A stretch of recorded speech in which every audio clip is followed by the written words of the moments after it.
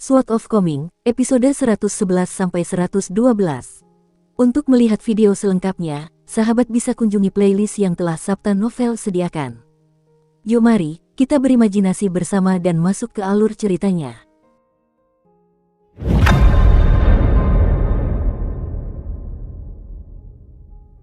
Liang berhenti minum, dan ia mengikatkan kembali labu perak kecil itu ke pinggangnya. Namun, kakinya tetap bersilang, dan golok bambu yang diukir oleh penguasa gunung dari Gunung Mejago untuknya teronggok rata di atas lututnya.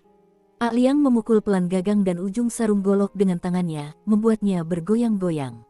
Sejujurnya, aku sebenarnya telah mengujimu selama ini, kau sudah menyelesaikan banyak ujian. Pilihanmu akan menentukan seberapa jauh aku mengawalmu, dan singkatnya, aku akan menemanimu sejauh yang sebanding dengan seberapa banyak rintangan yang bisa kau atasi. Chen Pingan mengangguk dan menjawab, setelah merenung sejenak, aku juga mulai curiga. Namun, aku merasa ada berbagai macam pikiran dan ide yang berkecamuk di benakmu, jadi aku belum bisa memahaminya sepenuhnya. Liang tidak terkejut dengan hal ini, dan ia mengungkapkan secara terbuka, ujian pertama datang dari Sungai Kumis Naga. Jika kau terbukti sebagai anak yang naif, tidak tahu apa-apa tentang urusan duniawi, dan orang yang baik hati dan hanya bertindak berdasarkan dorongan hati, mungkin aku hanya akan menitipkan keledai itu padamu. Setelah itu, aku akan menepuk tanganku dan pergi. Mengenai apakah kau bisa bertahan sampai Wei Jin dari kuil angin salju keluar dari pengasingan. Untuk apa aku peduli? Lagi pula, cepat atau lambat kau pasti akan mati. Memedulikanmu hanya akan membuang-buang emosiku. Liang terus mengingat detailnya dan menceritakan ujian yang telah ia berikan kepada Chen Pingan, membuat pemuda itu tercengang. Ia tak pernah menyangka Liang begitu teliti dan teliti. Terlebih lagi, ia tak pernah membayangkan telah menghadapi begitu banyak ujian aneh dan misterius dalam hidupnya. Ujian ketiga terakhir terjadi saat pertempuran di Gunung Gotabel. Jika bukan karena provokasiku yang disengaja, penguasa Gunung Weibo dan kedua ular piton itu tidak akan bertindak sembrono itu. Harapanku adalah, ujian kedua terakhir adalah ketika aku membujuk kamu untuk kembali ke hutan bambu untuk menebang lebih banyak bambu. Dan jika semuanya berjalan sesuai rencana, ujian kali ini juga akan menjadi ujian terakhir. Awalnya aku ingin menemanimu dan yang lainnya ke Yefu Pass sebelum berangkat. Namun, ada beberapa hal tak terduga yang terjadi, jadi aku tidak punya pilihan untuk pergi lebih dulu. Senyum riang tersungging di wajah Liang saat ia melanjutkan, beberapa tes dilakukan dengan sengaja, beberapa dilakukan secara tentatif, dan beberapa dilakukan mengikuti alur situasi. Saya keberatan dengan beberapa pilihan Anda, dan saya merasa mereka terlalu keras kepala dan terlalu teliti terhadap aturan yang sudah usang. Namun, beberapa pilihan Anda juga membuat saya merasa sangat senang dan puas. Beginilah cara yang tepat untuk melakukan sesuatu. Ini berbeda dengan sistem ujian kekaisaran untuk para cendekiawan seperti Qi Jingchun dan Cui Chan, yang mengutamakan kebenaran dan kemampuan. Keputusan saya untuk menguji dan mengamati Anda dari latar belakang serupa dengan bagaimana para abadi berpengalaman dari beberapa sekte memilih murid mereka, fokusnya adalah pada karakter Anda, bukan bakat Anda.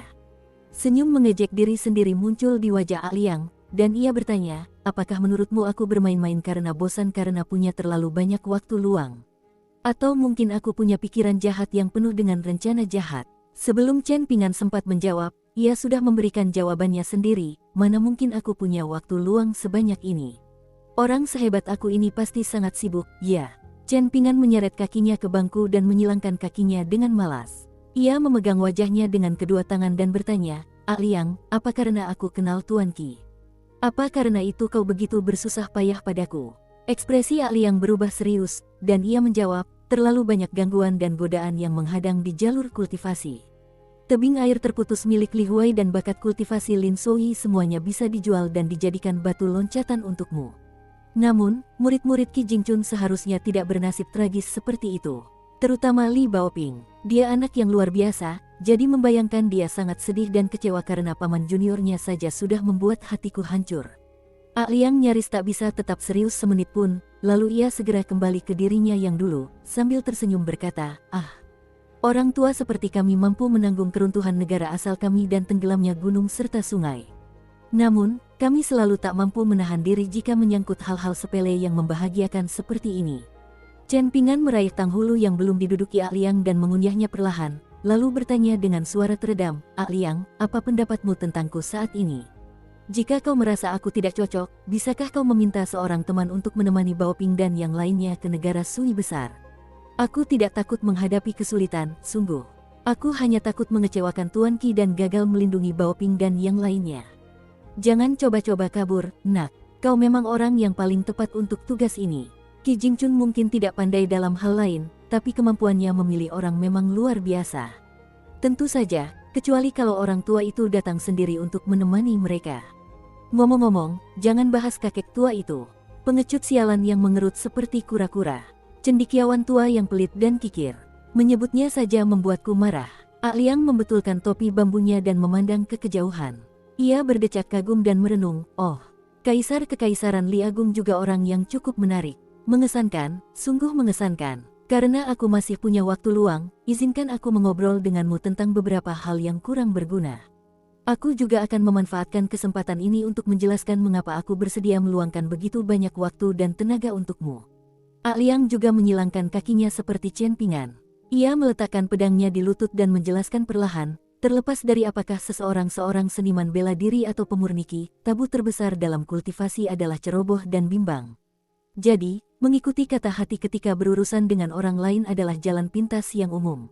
Namun, kesulitan tetap muncul karena keyakinan dalam pikiran mereka. Para praktisi militer tidak akan pernah mempertimbangkan mundur. Seniman bela diri kemungkinan besar juga tidak dapat melepaskan diri dari batasan ini. Dalam benak mereka, maju melawan arus adalah bentuk keberanian dan kemajuan. Ini adalah perjuangan untuk mencapai puncak dan mencapai surga. Penganut Taoisme suka menguji hati nurani mereka sendiri, penganut Buddha suka mengamati kehidupan masa lalu dan masa depan mereka, dan penganut Konfusianisme suka mematuhi aturan dan adat istiadat.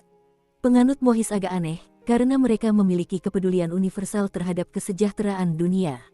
Mereka memiliki rasa kesatria yang kuat, dan mereka tidak terlalu suka berbicara tentang umur panjang. Mereka seperti fiksionis yang memiliki ambisi besar tetapi sedikit bakat, mereka ingin menciptakan dunia yang indah seperti itu di halaman mereka. Catatan, fiksionis adalah salah satu dari 100 aliran pemikiran, dan para pengikut aliran pemikiran ini merekam percakapan dan cerita rakyat dari dunia umum. Kita lanjut ke alur ceritanya. Pikiran manusia itu rapuh dan mudah patah seperti kaca, ia tak mampu menahan banyak pemeriksaan. Qi Jingchun adalah seorang sarjana yang keras kepala dan sombong yang tak mau menyelidiki. Jadi, biarlah aku yang menyelidikinya untuknya. Bagaimana mungkin seseorang bisa ceroboh dalam hal-hal yang berkaitan dengan warisan garis keturunan? Jika kau tak lebih dari bantal bersulam atau seseorang yang tak mampu menahan godaan, lalu apa yang akan terjadi di masa depan? Qi Jingchun mungkin sudah mati, tapi aku masih hidup. Ia tak akan melihat dan tak berperasaan saat itu, tapi aku akan sangat muak. Kau harus mengerti bahwa mampu menanggung kesulitan dan mampu menahan godaan adalah dua hal yang sangat berbeda. Catatan, bantal bordir, merujuk pada seseorang yang menarik di luar tetapi kurang berbobot di dalam. Kita lanjut ke alur ceritanya. Liang menghela napas dan berkata, ini kemungkinan besar adalah kasus para Kasim yang lebih khawatir daripada kaisar mereka, ya. Catatan, hal ini mengacu pada pengamat yang lebih khawatir daripada orang yang terlibat. Kita lanjut ke alur ceritanya. Liang, kau tidak perlu khawatir, jawab Chen Pingan dengan sungguh-sungguh. Meskipun aku suka uang, aku hanya suka uang hasil jerih payahku sendiri. Kalau itu uang orang lain, aku tidak akan mengambilnya meskipun jatuh ke lantai. Sebaliknya, aku akan berusaha mencari pemiliknya. Liang tersenyum dan berkomentar, kata-katamu memang benar. Tapi, kamu bisa menggunakan uang itu dulu jika situasinya memang membutuhkan. Kamu bisa mengingat utang ini dan membayarnya nanti, dengan menambahkan bunganya juga. Dengan begitu, kedua belah pihak akan senang. Inilah yang akan dilakukan orang baik. Kalau tidak, apakah kamu akan benar-benar menjaga uang itu dan akhirnya mati kelaparan? Lalu bagaimana saya tahu apakah suatu situasi benar-benar membutuhkannya? Tanya Chen Pingan. Liang menunjuk jantungnya sebelum menggerakkan jarinya dan menunjuk kepalanya. Kamu bisa menggunakan uang itu jika kamu bisa lulus dua ujian ini. Mata Chen Pingan berbinar penuh pengertian. Ia mengangguk dengan sungguh-sungguh dan berkata, Liang, meskipun kamu kurang berpengetahuan, kamu memang orang yang telah berkelana dan mengalami banyak hal. Kata-katamu telah membantuku memahami banyak hal. Liang menggosok hidungnya dan berkata, mengapa kata-kata pujianmu nampaknya lebih rendah daripada kata-kata Li Huai? Ia bersandar di pagar dan menatap bulan terang yang menggantung di atas koridor, berkata dengan penuh emosi, tahukah kau? Di mata Qi Jingchun dan para cendekiawan lainnya, keteguhanmu untuk mematuhi aturan-aturan usang justru dianggap terhormat, sungguh-sungguh terhormat, di mana tindakanmu selaras dengan pikiranmu. Inilah kualitas bersikap jujur seperti orang berbudi luhur dan berdiri di sisi kebenaran dalam menghadapi berbagai hal.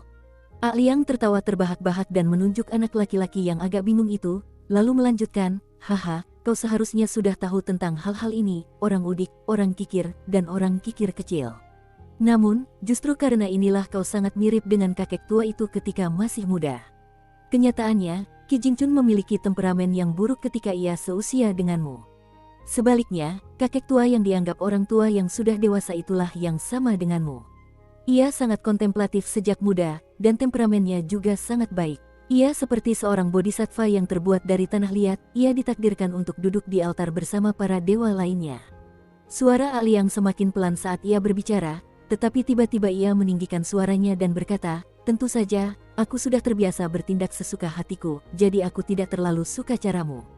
Karena perasaan seperti inilah aku menolak permintaan seorang anak muda saat itu. Mehem, dia kira-kira seumuran denganmu. Aku sering bertanya-tanya dalam hati, apakah semuanya akan lebih baik daripada sekarang jika aku mengajaknya menjelajahi dunia.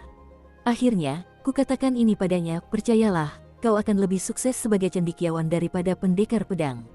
Dunia ini begitu sempit, jadi hanya aku, Liang, sudah cukup. Namun, ilmu pengetahuan itu tak terbatas seperti samudera yang tak berbatas, kan? Jadi, kau tak perlu makan debu di belakangku. Qi Jingchun menyeringai dan melanjutkan, saya datang ke Kekaisaran Li Agung karena ingin mengobrol dengan beberapa orang. Saya ingin memberitahu mereka bahwa ada seseorang yang peduli dengan hal-hal yang mungkin tidak diperhatikan Qi Jingchun. Liang secara misterius mengulurkan tangannya dan dengan santai menjentikkan jari.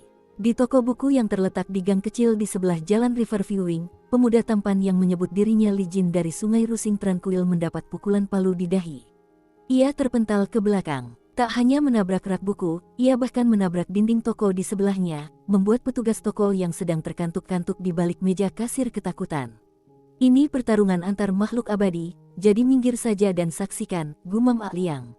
Kau hanyalah seekor koi kecil, jadi apa kau benar-benar berpikir kau telah menyaksikan semua sungai besar dan ombak yang menghantam dunia? Aku, Liang, telah melihat lebih banyak sungai besar daripada jumlah beras yang dimakan Li Huai. Apa kau pikir aku melebih-lebihkan? Aku tidak pernah melebih-lebihkan seumur hidupku. Liang kemudian membuat gerakan meraih kekosongan. Di dekat dinding halaman di kejauhan, seekor ikan kecil berwarna hijau gelap meronta sia-sia seperti ikan yang telah memakan umpan. Dengan tarikan cepat, ikan berwarna hijau gelap itu mendarat di telapak tangannya. Lebih mengejutkan lagi, ikan yang seharusnya berada di ambang kematian setelah ikatannya dengan pemiliknya terputus justru lebih lincah dan energi daripada sebelumnya. Ikan itu muncul dengan santai sambil mengibaskan ekornya dan berenang mengelilingi telapak tangan Liang. Liang menoleh ke Chen Pingan dan menjelaskan, aku akan membiarkan Li Huai membesarkannya di tebing air terputusnya saat kita kembali. Mengapa sepertinya bajingan kecil itu selalu menikmati keberuntungan bodoh entah dari mana? Apakah Li Huai selalu menginjak kotoran anjing di kota kecil dan tidak membersihkan sepatunya? Catatan, keberuntungan bodoh secara harfiah ditulis sebagai keberuntungan kotoran anjing dalam bahasa Mandarin. Kita lanjut ke alur ceritanya. Terdengar suara kekanak-kanakan dari kejauhan, berteriak, Liang, kaulah yang menginjak kotoran anjing setiap hari. Chen Pingan menoleh ke Liang, dan pria itu terkekeh pelan lalu berkata, tidak perlu khawatir. Mereka bertiga baru kembali beberapa saat yang lalu, jadi mereka tidak tahu apa yang terjadi dengan Su He dan Zulu. Soal kepergian mendadak mereka, kau bisa saja mencari alasan acak untuk menjelaskannya. Setelah mengatakan itu, dia melambaikan tangannya dan berteriak, jangan menguping di dekat tembok. Kemarilah, waktunya berbagi rampasan. Li Baoping, Li Huai, dan Lin Souyi tiba di koridor satu demi satu. Li Baoping duduk di sebelah kanan Chen Pingan, sementara Li Huai duduk di sebelah kirinya. Namun, Li Huai mengalami nasib yang sama persis dengan Liang. Ia mengumpat dengan marah sambil berdiri untuk mencabut tang hulu dari pantatnya. Namun, kerutan dahinya segera berubah menjadi seringai gembira, dan ia langsung melahap tang hulu itu tanpa sepatah kata pun. Sementara itu, Lin Souyi duduk dengan tenang di samping Liang. Liang menyerahkan setumpuk jimat kertas kuning kepada Lin Souyi dan berkata, pastikan untuk mempelajarinya dengan saksama dan jangan sampai terbuang sia-sia. Qi Jingchun pernah berkata bahwa ada misteri yang mendalam di jalan keberuntungan dan gang daun persik di kota kecil ini. Bahkan hingga hari ini, masih ada peluang penting yang tersembunyi di jalan-jalan tersebut. Liang menepuk bahu pemuda yang acuh tak acuh itu dan melanjutkan, bagaimanapun juga, kaulah kultivator sejati pertama di antara kalian berempat. Karena itu, kau harus lebih menghargai masa depanmu. Lin Soyi mengangguk dan dengan hikmat menerima tumpukan jimat kertas kuning itu, lalu meletakkannya di bawah pakaiannya di samping kitab suci bacalah di atas awan. Liang menoleh ke arah Li Huai yang sembunyi-sembunyi dan membentak, mana buku jelekmu? Keluarkan, kenapa kau menginginkannya? Balas Li Huai, kau harus memberiku 10 tael perak dulu. Liang menjentikkan jarinya, menyebabkan ikan kegelapan hijau yang tersembunyi muncul di hadapan keempat anak itu. Selain Chen Pingan, ketiga anak lainnya membelalakkan mata karena terkejut. Sekarang keluarkan buku jelekmu dan buka halaman acak, kata Liang dengan ekspresi meremehkan. Aku hanya perlu memasukkan ikan ini ke dalamnya. Soal cara membesarkannya, kau bisa pikirkan sendiri. Aku tidak akan melayanimu lagi. Li Huai melompat dan mengambil tebing air terputus. Setelah membukanya, ia melesat maju dan menutup buku itu dengan paksa di atas ikan hijau gelap itu. Sebuah suara dengungan pelan terdengar samar-samar dari halaman-halaman buku.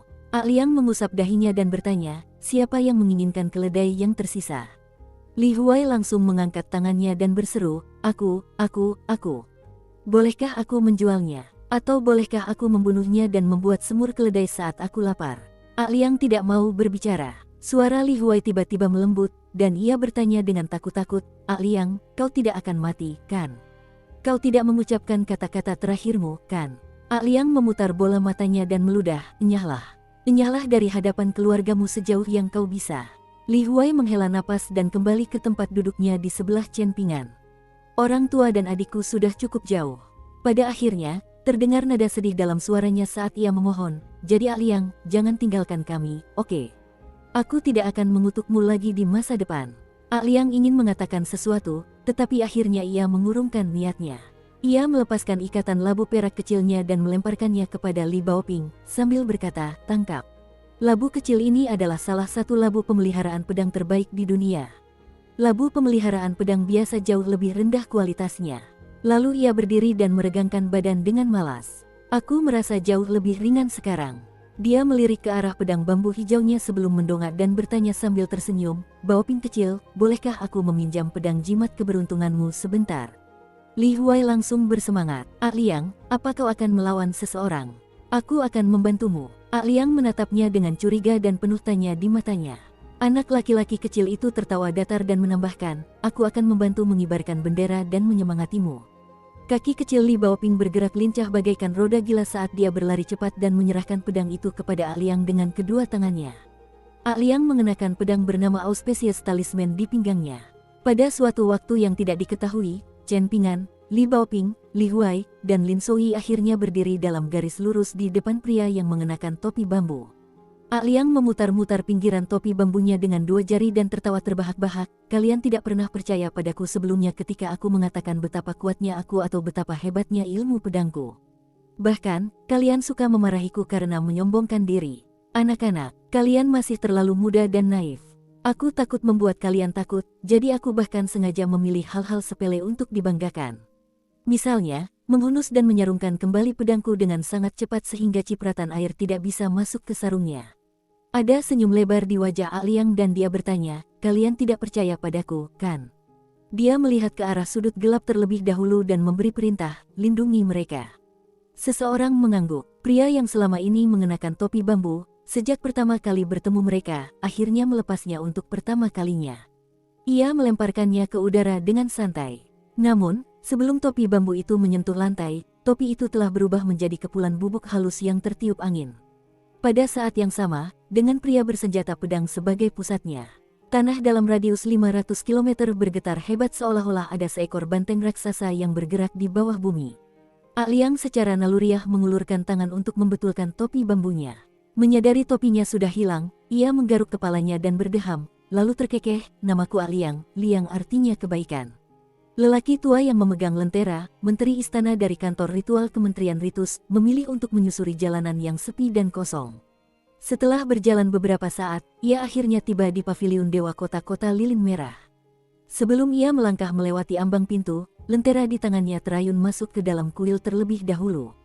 Seolah-olah lentera itu telah menembus tirai air beriak yang digunakan untuk memisahkan yin dan yang, lembaran air yang mencegah yin dan yang bercampur. Namun, riak ini menghilang dalam sekejap.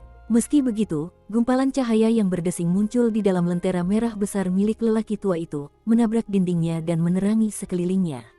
Pada lentera lelaki tua itu, seseorang telah menggunakan tinta merah cerah untuk menulis 4 karakter kecil dan tampak kuno, jiwa-jiwa, pulanglah.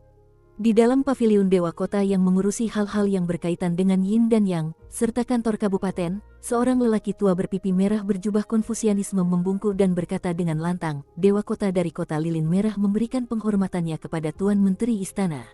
Di sebelah kiri lelaki tua berjubah Konfusianisme itu terdapat seorang pejabat yang memegang tongkat ritual giok, sementara di sebelah kanannya terdapat seorang perwira militer berzirah dan mengalungkan pedang di pinggangnya, dengan seekor kucing hutan juga bertengger di bahunya. Keduanya adalah dewa dan roh heroik yang dapat dikategorikan sebagai entitas Yin. Penampilan ketiga orang tersebut identik dengan patung tanah liat Dewa Kota di Paviliun Dewa Kota dan patung pejabat dan jenderal di Paviliun Woncang. Lelaki tua yang memegang lentera itu mengangguk sebagai jawaban. Ekspresinya serius saat berkata, saya yakin kalian bertiga sudah menerima perintah rahasia dari Istana Kekaisaran. Semua orang dalam radius 500 km, entah itu Dewa Gunung dan Dewa Sungai besar maupun kecil, penguasa gunung, penjaga sungai, atau dewa yang dihormati di Paviliun Dewa Kota dan Paviliun Woncang, kalian semua harus memburu seorang pria bersenjatakan pedang bernama Aliang.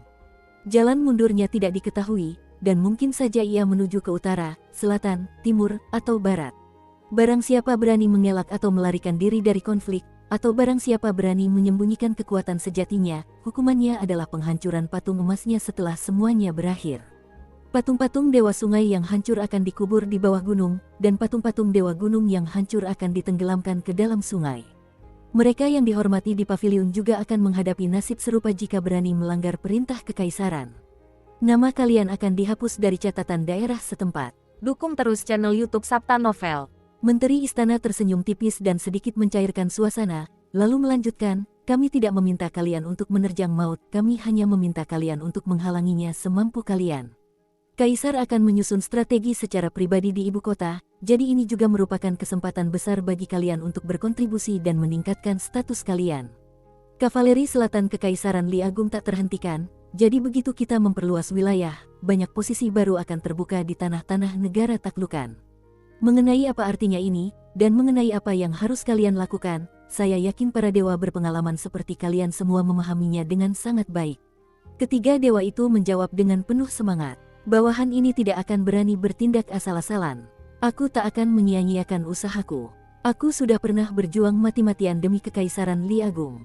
Sekarang setelah aku menikmati persembahan selama ratusan tahun, wajar saja jika aku harus memenggal kepala anjing kurang ajar itu, meskipun itu berarti mengorbankan patung emasku. Menteri Istana mengangguk puas, berkata, kekaisaran Li Agung pasti harus bergantung pada dewa-dewi seperti kalian untuk menjaga kekayaan negeri-negeri selatan yang agung di masa depan. Bagaimanapun, kita perlu bekerja sama untuk menyelesaikan masalah mendesak ini. Tanda pisah, tanda pisah, tanda pisah.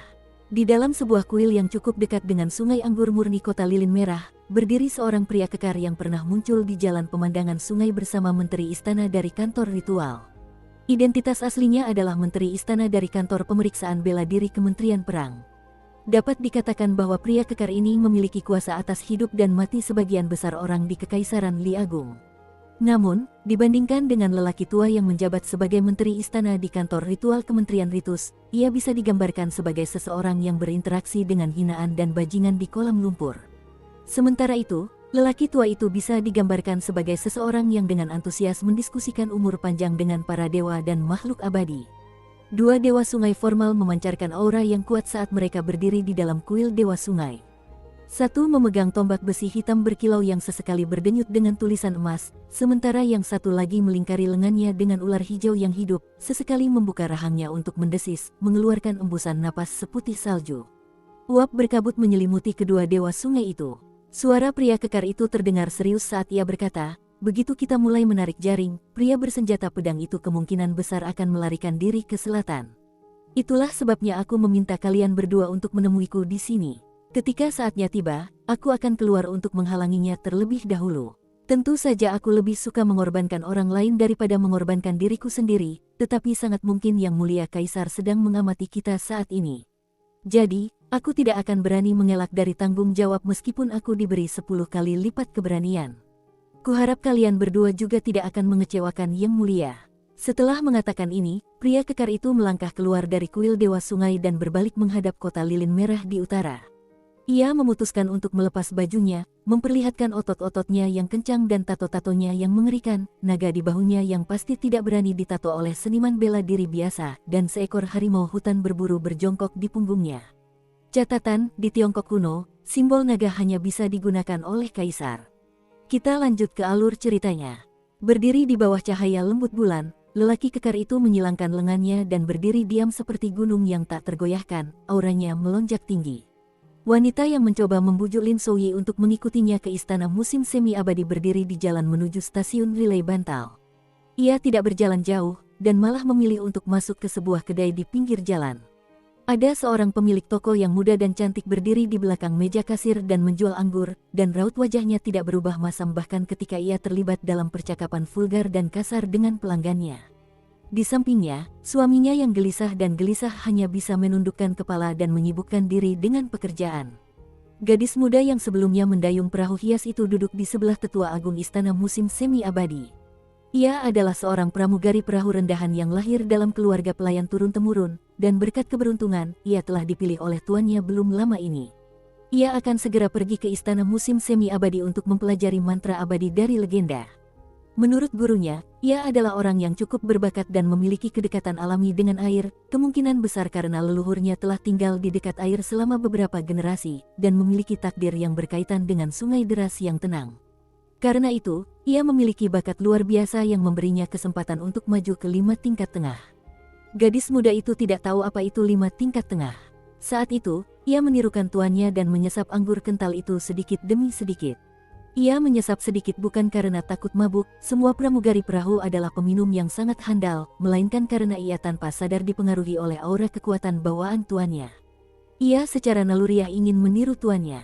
Guru, mengapa dia tidak mau ikut ke istana musim semi abadi bersama kita? Tanyanya lembut. Wanita itu, yang usianya sebenarnya mendekati 120 tahun, tersenyum tipis dan menjawab, agak berlebihan jika mengatakan dia tidak tahu apa yang baik untuknya. Lebih baik mengatakan bahwa saat yang ditakdirkan itu belum tiba. Pengembangan diri secara alami berarti mengembangkan kekuatan. Ini seperti membangun rumah, yang perlu memperkuat fondasinya. Namun, yang menentukan potensi seseorang pada akhirnya bergantung pada pengembangan pikirannya. Lin Souyi memiliki tekad yang kuat, dan dia terlahir dengan bakat alami untuk berkultivasi. Karena itu, dia bisa mencapai prestasi tinggi bahkan jika dia tidak memasuki istana musim semi abadi. Jika kau tidak ingin merasa malu dan rendah diri saat bertemu dengannya lagi, kau juga perlu berlatih keras. Gadis muda itu mengangguk sebagai jawaban sebelum menundukkan kepalanya untuk menyesap anggur. Harus dikatakan bahwa wanita ini, yang tampaknya menikmati awet muda, cukup murah hati dan toleran. Pada saat ini, kota lilin merah tiba-tiba berguncang untuk pertama kalinya. Meskipun keributannya dahsyat, untungnya dampaknya kecil terhadap bangunan-bangunan di kota kecil itu. Hanya meja dan kursi di tepi sungai dan perahu-perahu hias di sungai yang sedikit bergoyang. Ekspresi wanita itu sedikit berubah, dan dia berkata, benar saja, dia adalah seorang kultivator di 5 tingkat atas. Nada suaranya serius, dan dia melanjutkan dengan lembut, semoga saja mereka bukan pemurniki militer tingkat 12 yang legendaris atau tingkat 11. Ia menoleh ke gadis muda itu dan memerintahkan, kalau aku pergi sebentar lagi, ingatlah untuk tidak panik apapun yang terjadi. Tetaplah di sini dan jangan bergerak. Belum lagi soal terluka atau terbunuh, manusia fana mungkin tidak akan mampu melarikan diri dari medan pertempuran antara para pembudidaya dan makhluk abadi pada tingkat yang begitu tinggi, bahkan jika mereka memahami sifat bencana dari situasi tersebut. Seandainya tidak ada 72 akademi yang mengawasi wilayah-wilayah, jika para kultivator militer, kekuatan terkuat setelah 3 ajaran, tidak diwajibkan melayani kekaisaran, dan jika tidak ada begitu banyak dewa gunung dan sungai yang mengawasi wilayah kekaisaran dan menekan sekte-sekte abadi. Betapa kacau jadinya dunia ini. Wanita itu tidak berani membayangkan ini. Meskipun dia juga seorang yang abadi. Liang tiba di ruang kosong di luar koridor. Lengan bajunya berkibar tertiup angin, dan tangannya bertumpu pada gagang golok bambu hijau subur dan golok ramping, jimat keberuntungan. Ia menarik napas dalam-dalam, dan tanpa topi bambu di kepalanya yang seakan menutupi aura dan menekan kekuatannya, ia akhirnya bisa bersantai dan bergerak tanpa hambatan. Namun, ia masih tampak sedikit cemas, lalu memandang ke suatu tempat dan berkata, "Meskipun kau seorang Dewa Yin yang sukses dalam kultivasi, sifat Kekaisaran Li Agung yang makmur membuat setiap jalur dan kota besar seringkali dipenuhi energi yang dahsyat. Ini adalah sesuatu yang secara alami dapat menaklukkan hantu dan entitas Yin sepertimu. Kau bisa meminta Lin Souyi untuk memurnikan jimat yang ditumpukan jimat pemberianku. Itu akan membantumu mengatasi masalah ini." Ketika Liang selesai berbicara, sebuah bayangan gelap muncul tak jauh dari koridor. Seseorang perlahan muncul di hadapan Chen Pingan dan yang lainnya. Ia diselimuti kabut hitam, dan hanya kepala serta raut wajahnya yang terlihat jelas. Hal ini memungkinkan mereka melihat mata putihnya yang menyeramkan tanpa pupil. Tubuhnya yang tinggi dan kekar tampak kabur, dan ia seperti naga banjir yang terbang menembus awan, hanya kepalanya yang terlihat dan tubuhnya tersembunyi. Dewa Yin mengangguk sebagai jawaban. Liang tersenyum dan melanjutkan, "Kalau begitu aku serahkan anak-anak ini kepadamu. Temani mereka setidaknya sampai ke Yefu Pass, dan setelah itu, serahkan sisanya pada nasib mereka. Lagi pula, kita tidak bisa memanjakan mereka selamanya, 1000 pengecut tak ada nilainya dibandingkan satu orang pemberani. Aku percaya padamu, senior, mengapa Anda bersedia mempercayai entitas Yin yang asal-usulnya tidak diketahui?" Tanya Dewa Yin dengan suara serak, berbicara dalam dialek kota kecil itu. Liang terhibur, lalu menjawab dengan terus terang, "Tentu saja karena penampilanmu. Dengan penampilanmu yang tidak simpatik seperti itu, jelas sekali kau orang yang dingin di luar, hangat di dalam, dan berhati ksatria." Dewa Yin ragu sejenak sebelum menebak, "Apakah karena aku mirip denganmu, senior?" Liang hampir tersedak mendengar ini, dan dia bergumam, "Kau bajingan yang bukan manusia atau hantu, tapi kata-katamu cukup lucu." Dewa Yin tersenyum lebar. Li Huai sudah merangkak di belakang Li Baoping untuk bersembunyi, dan dia menarik lengan jaket merah cerahnya dan tergagap ketakutan. "Baoping, Baoping, itu hantu. Itu benar-benar hantu." Sementara itu, Lin Souyi menunjukkan ekspresi rasa ingin tahu yang mendalam. Namun, ia berusaha sekuat tenaga untuk menekan rasa ingin tahu ini agar tidak menyinggung Dewa Yin dengan menatapnya dari atas ke bawah terlalu langsung. Terdapat pengantar singkat tentang entitas Yin dalam kitab suci Recite atau Cloud, dan dijelaskan secara rinci bagaimana entitas tersebut juga memiliki cara untuk menjadi dewa. Metode pertama adalah mengandalkan persembahan dupa dan tekad para pengikutnya.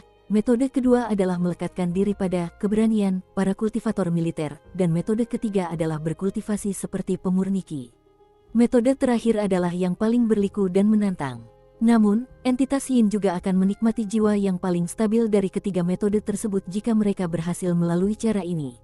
Bahkan, mereka dapat mengubah hukuman dari terik matahari, hantaman angin kencang, dan hujan mantra menjadi jalan pintas untuk menempa kultivasi mereka. Dewa Yin melirik Chen Pingan sebelum mengalihkan pandangannya ke Li Huai yang penakut, yang bersembunyi di bagian paling belakang. Ada kesedihan di wajah Li Huai saat ia memohon, "Jangan fokus padaku. Kenapa kau tidak menatap Lin Souyi atau Chen Pingan? Atau mungkin bahkan Liang?" Dewa Yin yang telah mengikuti mereka dari jarak aman selama ini perlahan-lahan menghilangkan tubuhnya, menyebabkan suasana menakutkan di koridor kembali normal. Liang mendongak dan melirik ke arah utara. Ia tidak terburu-buru untuk pergi, lalu terkekeh, "Ada sedikit masalah, jadi kita masih punya waktu untuk mengobrol. Kalau ada yang ingin kau katakan, sekaranglah saatnya untuk mengatakannya. Ayo, cepat. Kalau ada kata-kata pujian atau sanjungan, jangan ragu untuk menghujaniku dengan kata-kata itu. Siapa tahu kapan kita akan bertemu lagi." Li Baoping adalah orang pertama yang berbicara, berkata, Liang, jika pedang ini patah, kau tak perlu mengembalikanku. Karena kita berteman." Liang tertawa terbahak-bahak sambil mengacungkan jempol ke arahnya dan berkata, kata-kata yang menyentuh hati. "Aku suka. Namun, aku pasti akan mengembalikan jimat keberuntungan ini kepadamu dalam kondisi prima. Tidak perlu khawatir. Liang, apakah aku perlu menempa fisikku ke tingkat yang lebih tangguh daripada seniman bela diri murni atau kultivator militer?" Tanya Lin Souyi dengan sungguh-sungguh. Liang menggelengkan kepalanya dan menjawab dengan suara serius, tidak perlu. Ini cocok untuk sebagian orang, seperti saya. Namun, ini tidak cocok untuk orang lain, seperti Anda. Perjalanan kultivasi Anda haruslah terfokus dan mendalam. Jangan buang-buang waktu di jalan yang luas dan dangkal. Ekspresi pria tanpa topi itu sangat serius saat mengatakan hal ini. Anak muda yang ambisius itu mengangguk mengerti. Li Huai bergumam tentang Liang yang merasa perlu menyombongkan diri setiap hari. Ia baru saja akan melangkah maju dan berlari ke sisi Liang untuk berbicara dengannya, tetapi tangan berat Dewa Yin yang sulit dipahami itu mendarat di bahunya dan menahannya. Jangan berlarian, senior Liang, sungguh terlalu kuat. Jika dia tidak sengaja meninggalkan area aman untuk kita, maka auranya yang hampir nyata saja sudah cukup untuk melenyapkan entitas Yin sepertiku jika aku berada beberapa meter darinya. Lagi pula, pertempuran besar akan segera terjadi, jadi pikiran senior Liang sudah puluhan ribu kilometer jauhnya di utara. Tidak baik bagi kita untuk mengalihkan perhatiannya. Li Huai tersentak mendengar ini. Mungkin ia merasa penjelasan ini terlalu mengejutkan dan absurd, sehingga ia melupakan rasa takutnya terhadap entitas Yin di sebelahnya. Kau bercanda, dia Liang. Bahkan aku pun bisa mengejar dan menghajarnya. Apa kau berutang banyak perak pada Liang? Ada senyum kaku di wajah entitas Yin yang hampir membentuk tubuh dewa. Ia menatap bajingan kecil itu dengan lidah terjulur dan berkata, sungguh ajaib kau masih hidup sampai sekarang. Liang perlahan mengalihkan perhatiannya kembali ke tubuhnya. Ia memandang Chen Pingan, Li Baoping, Li Huai, dan Lin Souyi, dan tiba-tiba ia merasa perjalanan ini, yang bahkan tak bisa dianggap sebagai perjalanan melintasi negeri, dan hanya bisa dianggap sebagai perjalanan sementara yang penuh dengan hal-hal remeh, sebenarnya cukup menyenangkan. Pria itu, yang sudah berusaha sekuat tenaga menekan auranya yang meluap-luap, tersenyum dan berkata, baiklah, sudah hampir waktunya. Auranya tak terbatas bagaikan air terjun yang menghantam, tak terbendung atau tertutup sepenuhnya. Memang, topi bambu yang ia minta khusus dibuatkan untuknya tak lain untuk meredam aura liar yang bergejolak sekaligus agung ini. Para pembudidaya biasa menyesalkan kenyataan bahwa harta abadi dan artefak berharga tidak dapat meningkatkan basis kultivasi mereka secara memadai. Namun, Liang berbeda.